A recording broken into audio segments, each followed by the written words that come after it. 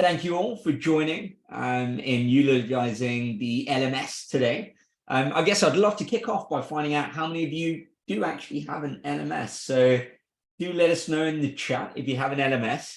And what I'd also like to know is if you do have an LMS, how many of you love your LMS? I recently asked this question at Learning Technologies last week.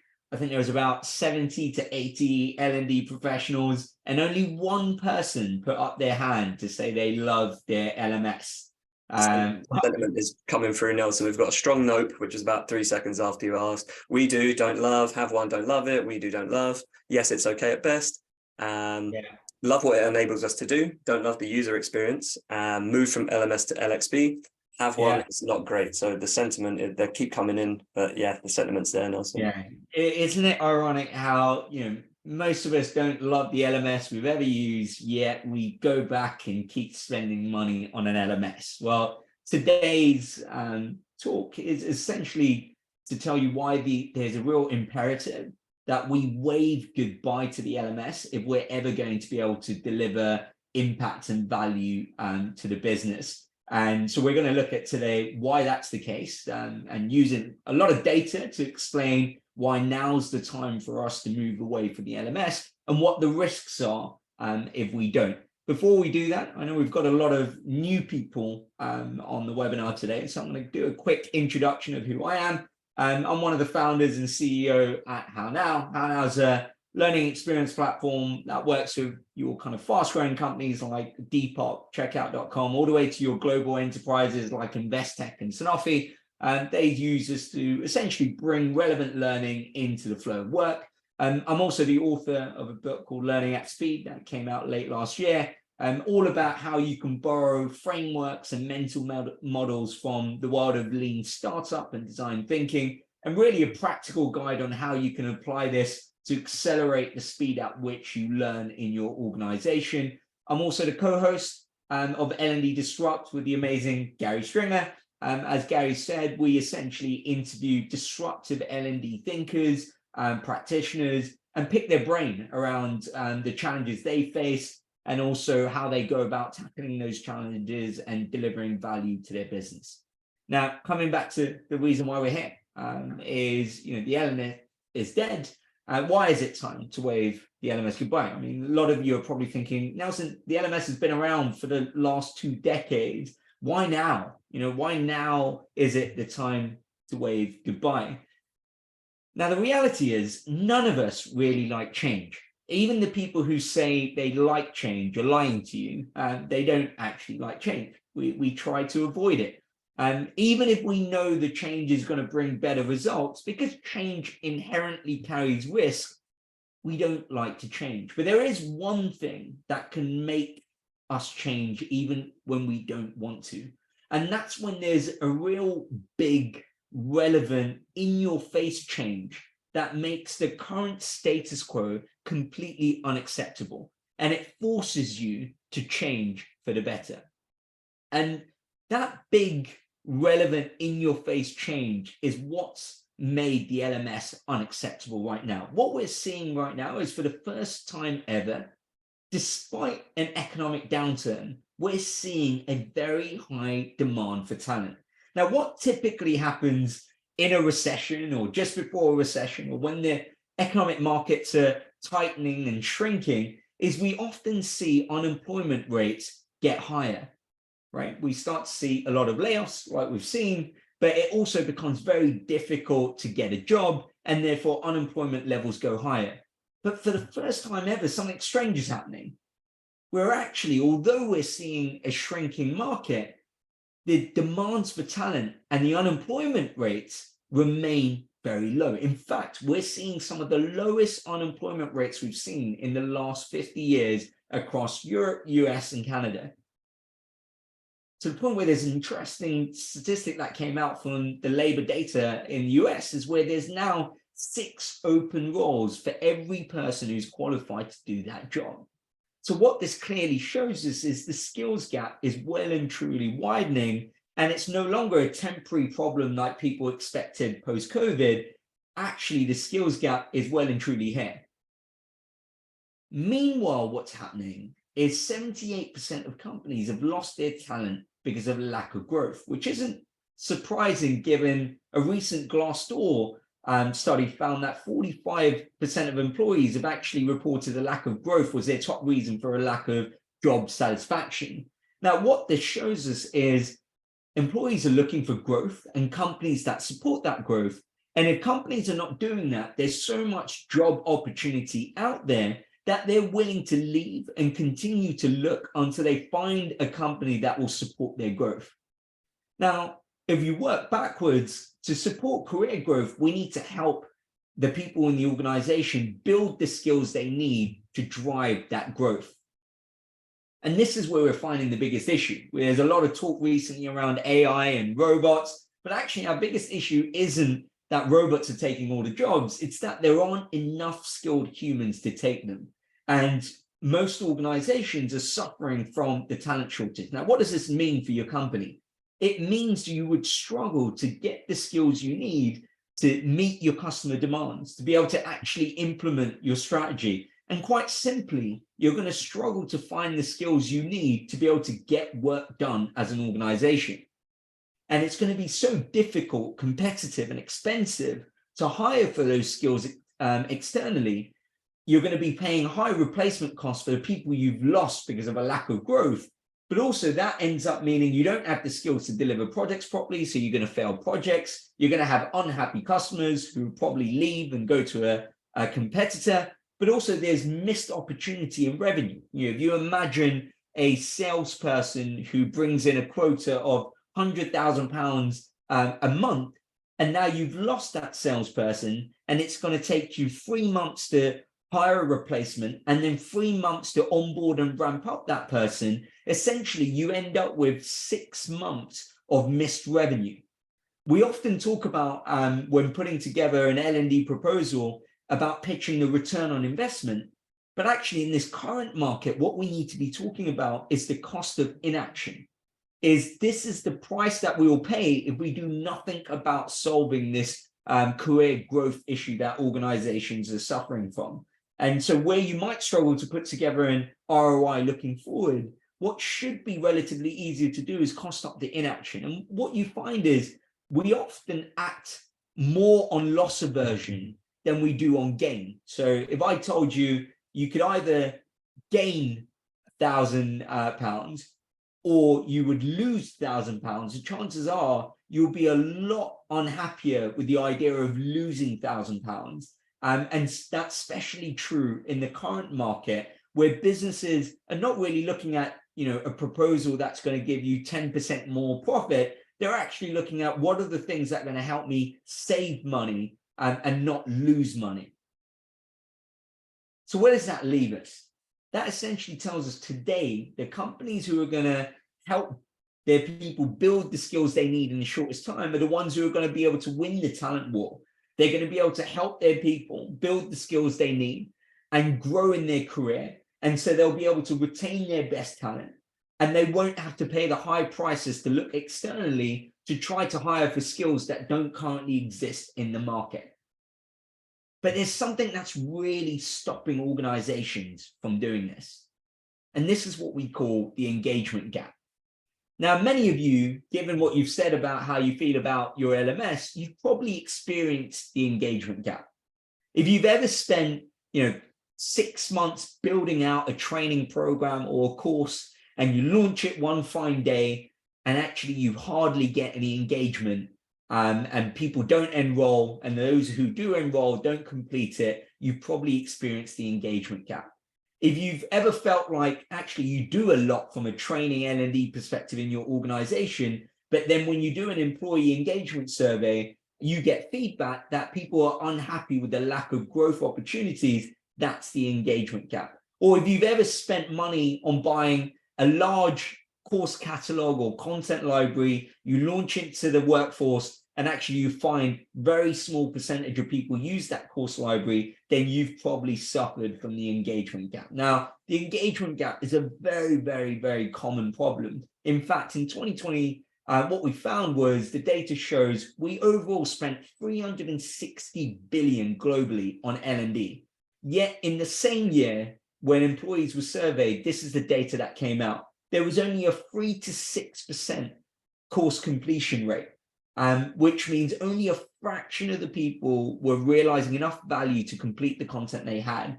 And in fact, 75% of employees surveyed said they were dissatisfied with their company's L&D function, and only 12% reported having used the skills they got from their L&D and training. So that basically means almost 90% of employees weren't getting enough value from the learning they were doing at work, and therefore they were less likely to engage with what was on offer via L&D at work. Do post in the chat if this sounds like you've experienced the engagement gap, you've struggled to get people to engage with what you're offering or getting people to realize value from it. Do share your thoughts in the chat.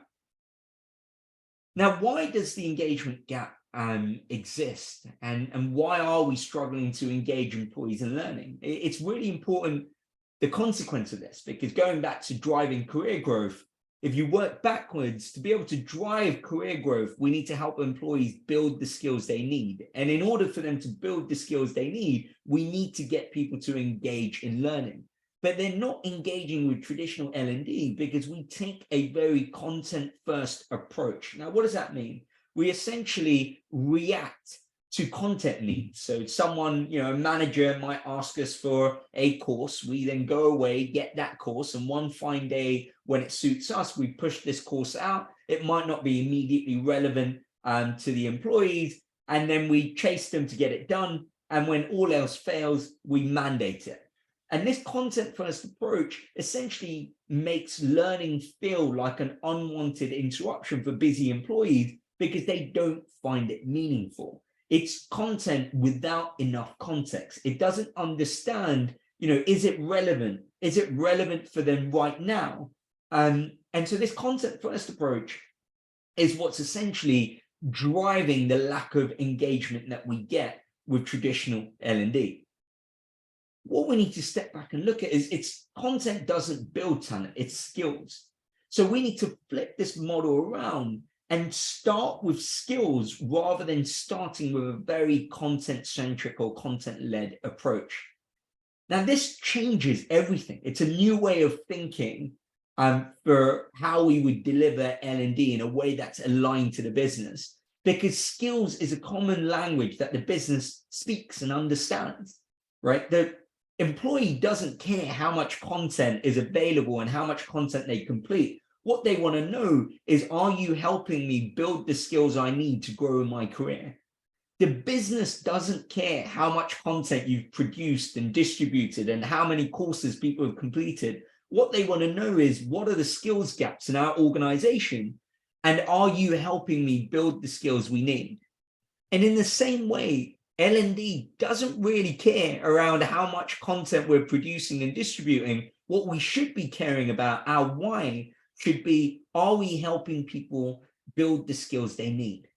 And so by taking a skills-first approach, we're now speaking a language that the rest of the business can understand.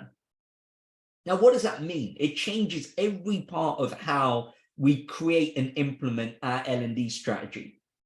So, for example, rather than starting with content needs and reacting to someone saying, I want course ABC, or starting with buying the largest content library and reacting to needs, what we instead do is we proactively diagnose the skills needs. So, for example, customers use HowNow to essentially map and measure the skills they have in their organization. Now, how we do that is we collect and analyze real-time job market data to identify the most in-demand skills for any particular job. So if your job is an L&D manager, we'd be able to use the data set that we have to tell you these are the skills that are most in demand for an L&D manager. We then have a built-in 360 measurement tool that allows you to combine a self-assessment, a peer assessment, and a manager assessment to get an average proficiency score for every skill that you've had.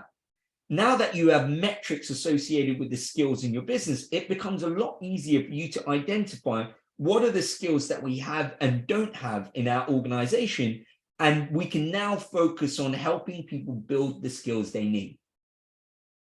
Now that we know what skills we have and don't have, and we know the gaps that we need to fill, now it's about how do we connect people with the most relevant learning resources to build the skills that they need. And so taking a skills first approach changes the way we think about content. Now, I want all of you to take a moment to think about, when was the last time you learned something that helped you build a very important skill? Take a moment to think about that.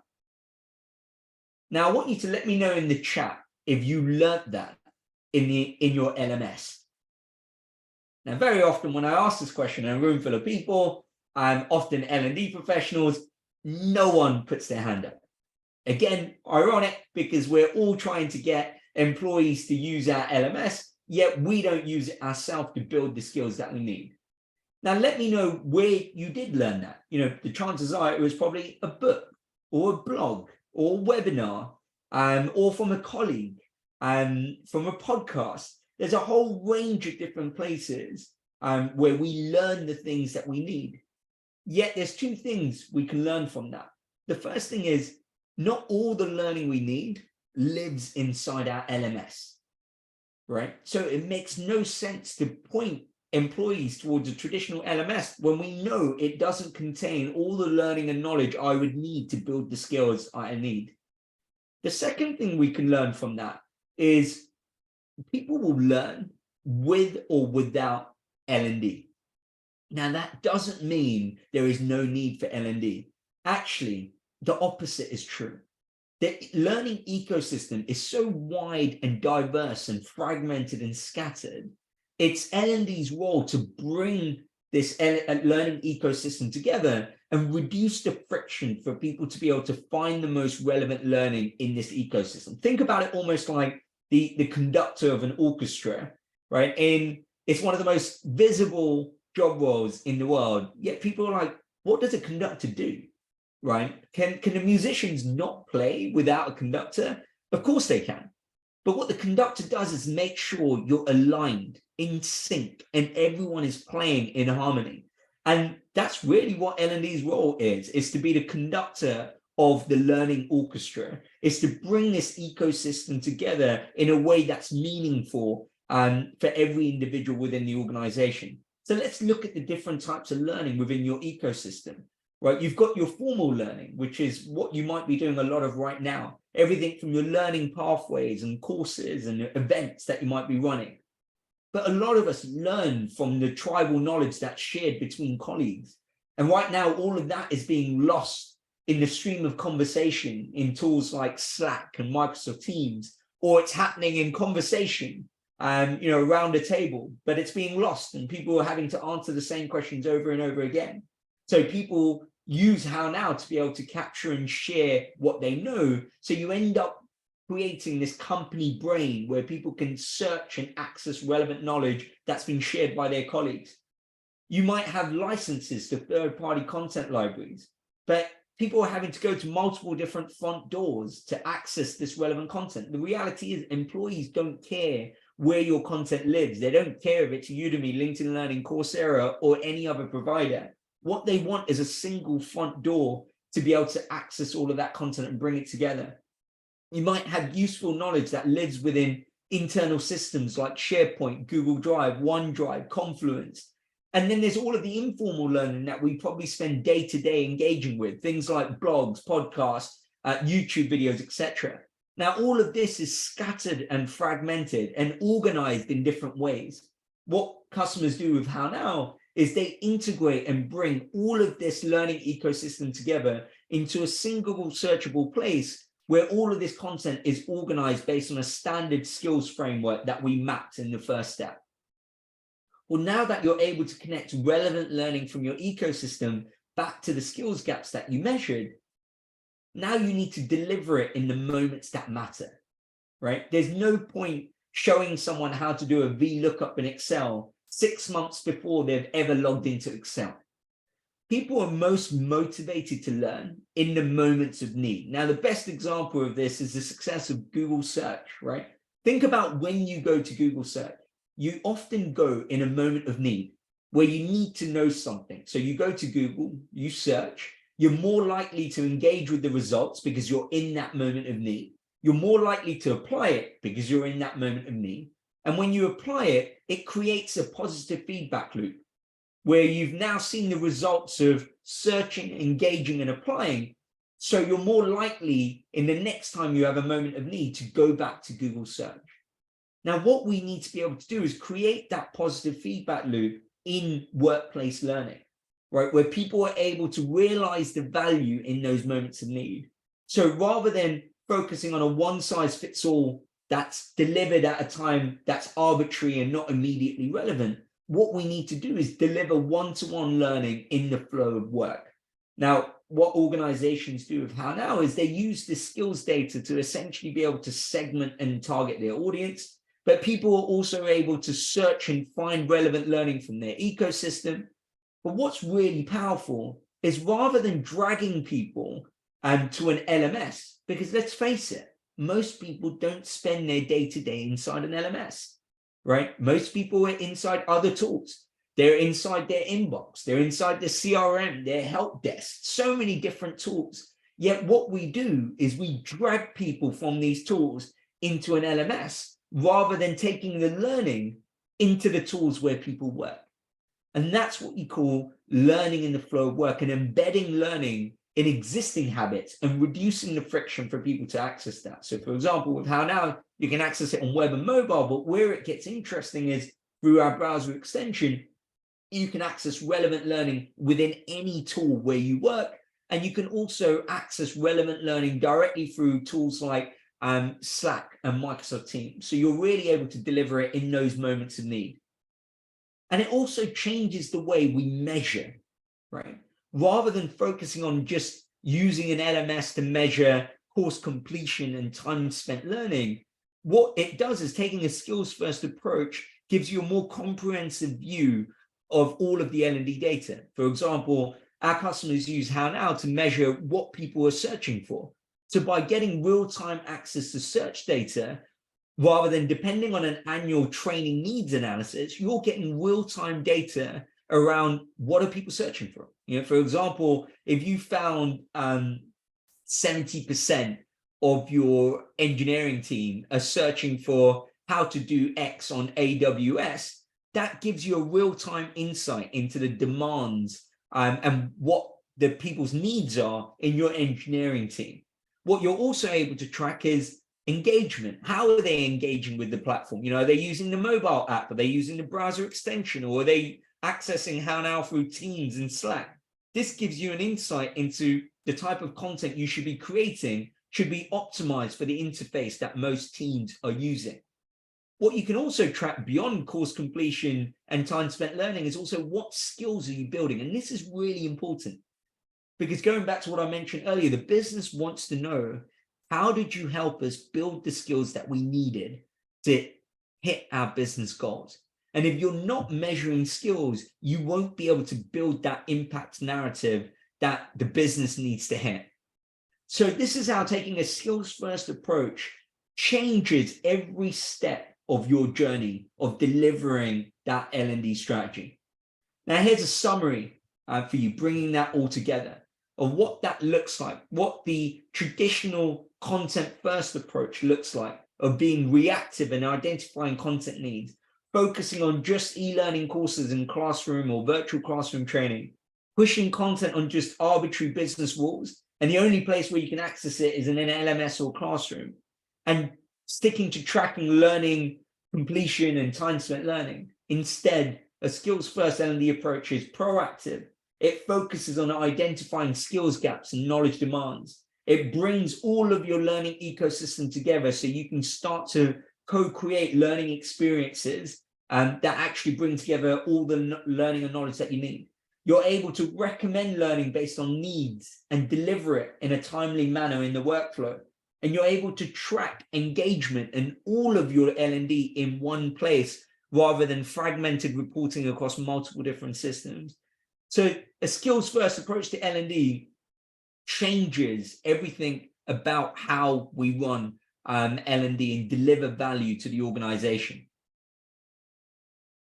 Now, what this does is it changes learning from feeling like an unwanted interruption to feeling like a meaningful part of everyday work. It's meaningful because it's personalized to the skills gap. It's learning, not just training courses. It's a part of, it's integrated into the flow of work rather than feeling disconnected and siloed.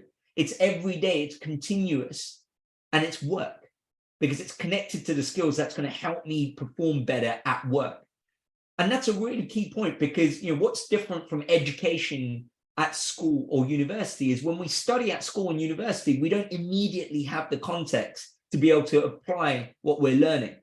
And sometimes you're learning things without knowing whether there will be a context. You know, how many of you have used Pythagoras theorem that you studied at school and at work, right? You learn things not knowing whether you would be able to apply what you've learned. But with learning at work, it's different.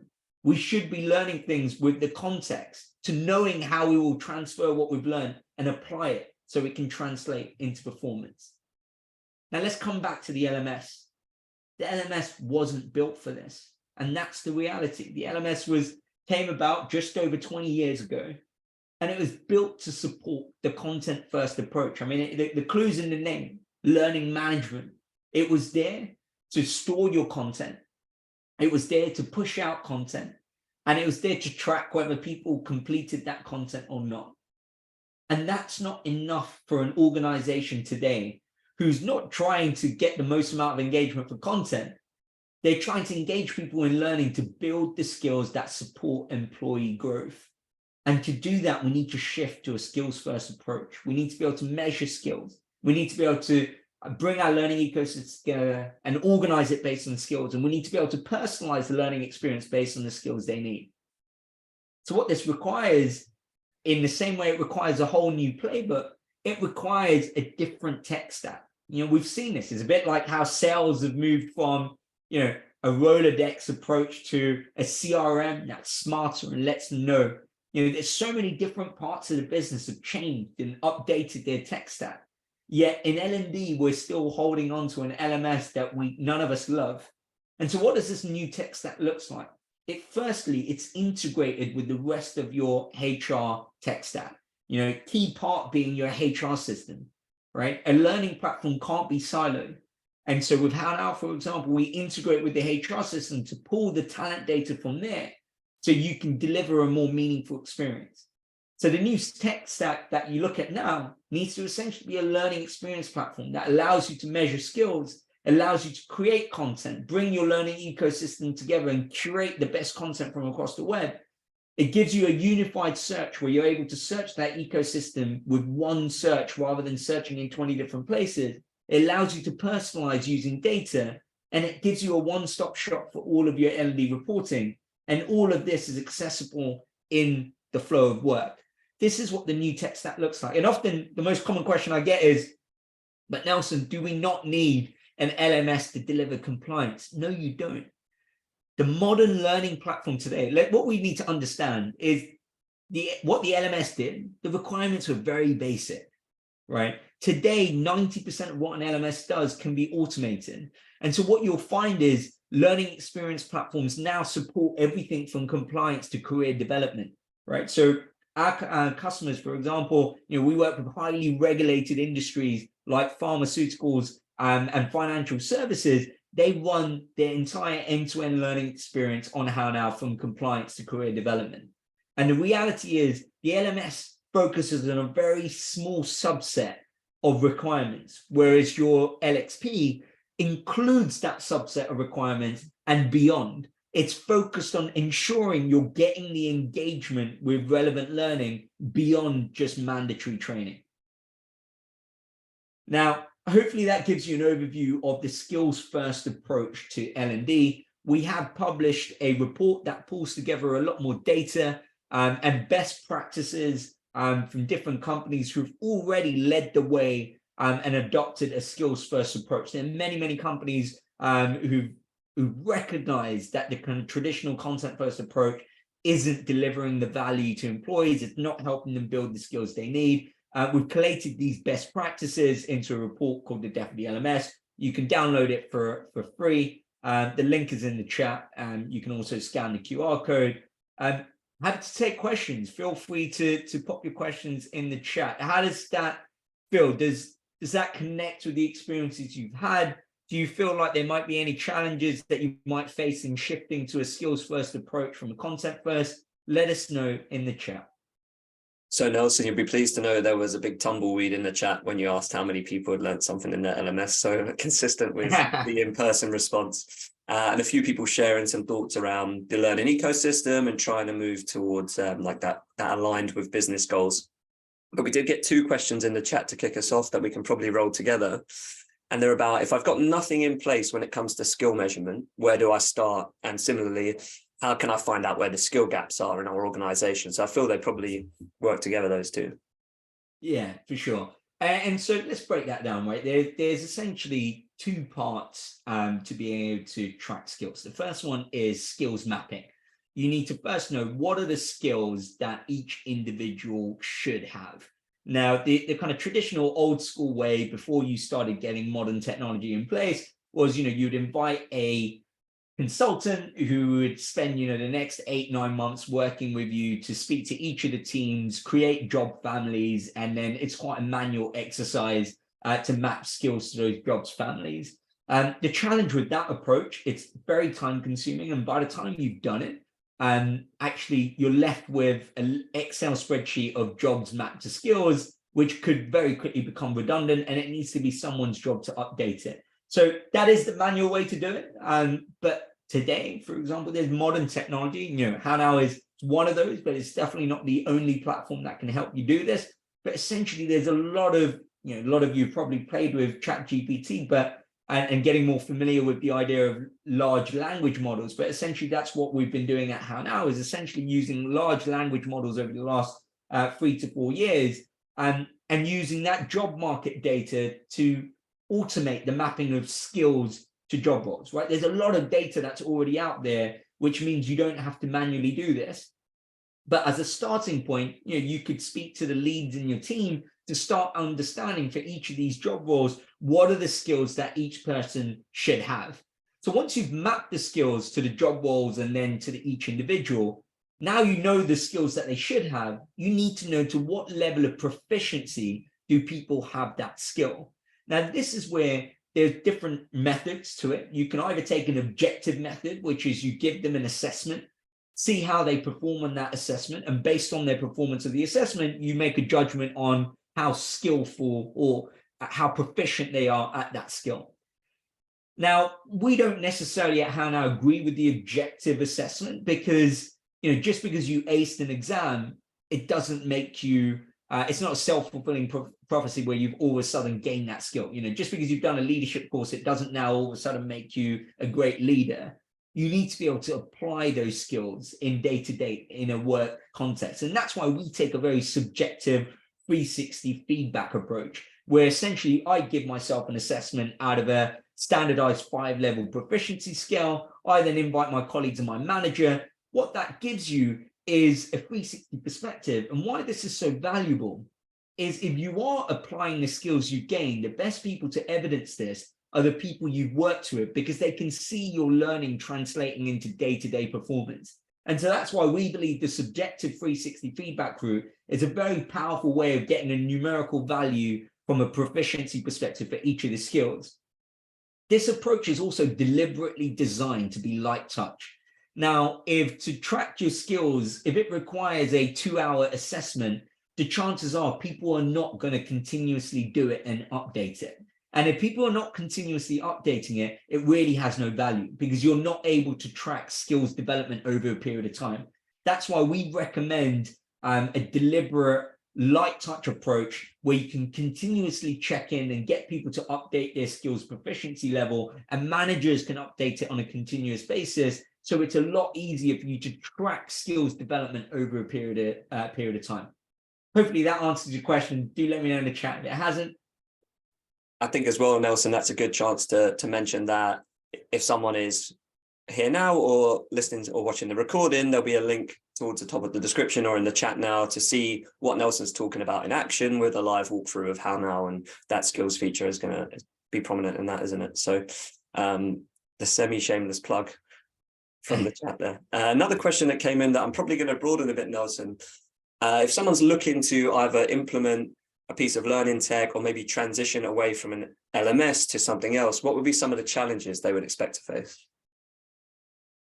I guess challenges away from moving from the LMS is probably not a lot, but it's often what we find when we work with organizations. It's really a mindset shift. I think one of the most common feedback we hear is, or concerns or worries that we hear from L&D professionals when talking about now's the time to wave goodbye to the LMS is our organization ready for this, right? Which always makes me chuckle, because if you look at the type of technology we're used to in our personal lives as a consumer, it's far, far more superior than a lot of the tech that we use in the workplace, especially when it comes to HR and L&D.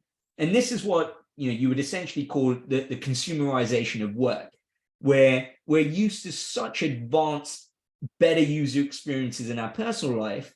We now expect the same level of user experience, personalization, and timely delivery at work, right? Which is expected.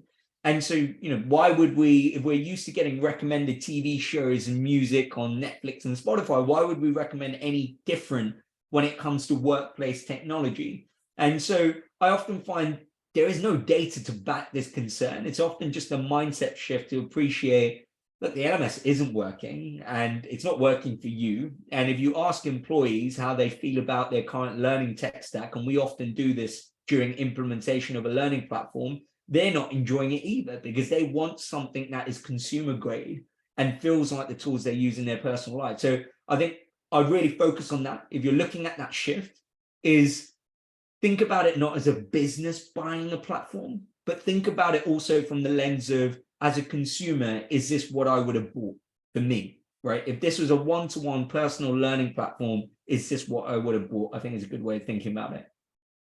Cool. Thanks, Nelson. Another question in the chat.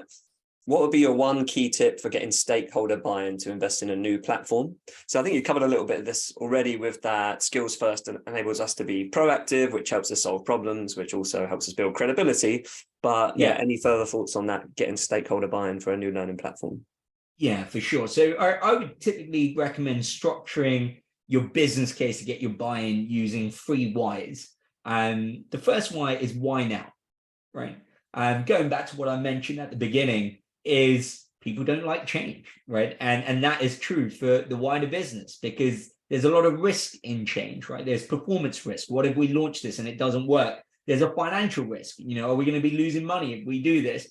There's personal risk, right? Is it going to look bad on you if you launch this and it's not going to work? So there are many reasons not to do something. But like I said, often a big, undeniable, in-your-face change is what makes it clear that the current status quo is unacceptable, and there's going to be a potential threat or an opportunity if we don't do something about this big change. And so what you need to be able to clearly articulate in your business case is, what is that big change that makes the current status quo unacceptable? Is it the fact that your employee attrition rate is significantly increased over the last 6 months, right? Is it the fact that you're struggling to hire, or is it the fact that competition is heating up in your space and actually you're falling short and you're starting to lose a lot more customers? Whatever that business change is, you need to be able to capture and clearly articulate what the change is, what's the potential threat because of this change that makes the status quo unacceptable. That's the first why now. The second why is why your solution, right? And before you dive into putting your recommendation forward of a learning platform or any other solution you're trying to sell in, you need to first explain to the business, what are the current obstacles that are stopping you from mitigating this potential threat that this change brings in? And once they understand the obstacle, they understand, actually, I can see why our current approach is not solving the problem, because no one's using it, right? There's an engagement gap, and therefore we need to do something about it. Then you tell them about the solution, and you tell them specifically how your solution is going to help overcome those obstacles. And the last why is why not, right? The best business cases are the ones where you've already thought about all the flaws or weaknesses that your business stakeholders might point out. And it actually strengthens your case by saying, I've already thought about this, and here's my response. And often they're things like, what if no one uses it, or the fear of messing up, right? What if we launch and actually it doesn't land properly? So talk about all of the things you're going to do to mitigate those risks. So they're the 3 whys I'd use to get your buy-in. Is why now, why your solution, and why not? Lovely. Thank you, Nelson. I'm going to paraphrase a question from the chat and maybe put a hypothetical scenario to you. So let's imagine somebody's got nothing in place at the moment and they're at that stage ready to start mapping skills. Would you recommend launching something like HowNow to build the environment, getting people engaged, or start with that skills mapping process as the first touch point? Yeah, great question. We recommend to start small, think big, right? You know where you want to get to, but you don't launch with that on day one. And so there are easy wins to start driving adoption and engagement. To give you an example, right now, people in your organization might be having to search in 20 different places to find the learning and knowledge they need, right? They might have to go to their LMS for the compliance. They might have to go to Google Drive for some of their docs, and you've got third-party libraries. Let's just say it's very scattered and fragmented. Just by bringing it together, centralizing and creating one front door to all of your learning with one unified search and one place where everyone can go to, just doing that reduces friction, adds value to the organization. So it's a great place to start, because you start driving the adoption. People see value. They see it as the go-to place to search. Think about it almost like your internal Google search. And then you start to add additional things to it. You can say, well, now that you're in and you're already learning from it, we want to make this learning a lot more relevant for you. So why not add skills to your profile and let us know which skills you need to develop so we can personalize this experience. So rather than this big bang, we need to have everything set up on day one, start to get those easy wins, the low-hanging fruit. What that helps you do is build the momentum. We often talk about at HowNow thinking about learning it as a flywheel, right? Where essentially a flywheel takes a bit of effort to get it moving, but as it starts to turn, the momentum builds and it moves faster with a lot more friction. And that's the way I think about launching a platform, is getting those easy wins to build the momentum, create that positive feedback loop, get people using it, and then start adding things to it to offer more value that's personalized to the workforce. So hopefully that helps. Yeah, thanks, Nelson. Just to give people, there's no open questions, but just to give people a minute or two to add any that have come to mind while Nelson was speaking there. Part of that, Nelson, is that time to value piece, isn't it? And you spoke about it earlier, but finding the problem to solve. And if you can do that, you can probably focus on that to get to time to value is shorter, so people see the impact or the benefit, right? Yeah, absolutely. I think the longer the time to value, what you typically find is there's a lot more perceived risk, right? So if you're pitching this to your business stakeholders and you're telling them it's going to take me 12 months before I can show you any kind of value, that looks like a high risk project for the business to take on, because it means a lot can go wrong. Even after 12 months, we might not get the value we need. And so it's really important when you're positioning this internally and you're launching your platform or any other L&D initiative, is to be able to clearly show that actually we're going to start seeing value very quickly and we're going to build upon this. And so it's a very different story if you're able to turn around and go, actually, we're going to be able to solve problem X within the first 4 weeks. So time to realize that first value is only 4 weeks. The perceived risk is a lot less. You'd be able to get data on whether it's working or not. And the business is often a lot more willing to back things with a quicker time to value. Perfect. Thanks, Nelson. So we are out of questions, which means you did a great job. Question in the chat if there'll be a recording of this. So yes, if you joined us live, then you'll get a recording to your inbox in the next few days. And if you're listening to this on Spotify or watching it on YouTube, like I said, there'll be relevant links in the description as well. So other than that, just left to say thank you everyone for joining us today, and a massive thank you to Nelson as well. Thank you very much.